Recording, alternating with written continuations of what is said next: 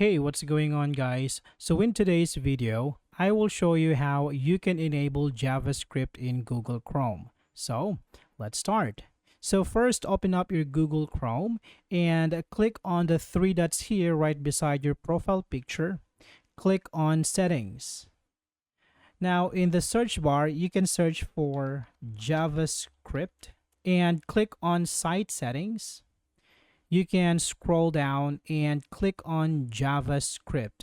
So here, if you want to enable JavaScript in Google Chrome, simply select this option here.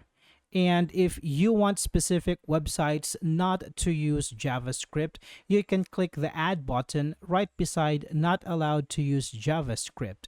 So say for example, I can add here, let's say for example, youtube.com and click on add. Now, youtube.com will not be allowed to use JavaScript on your browser.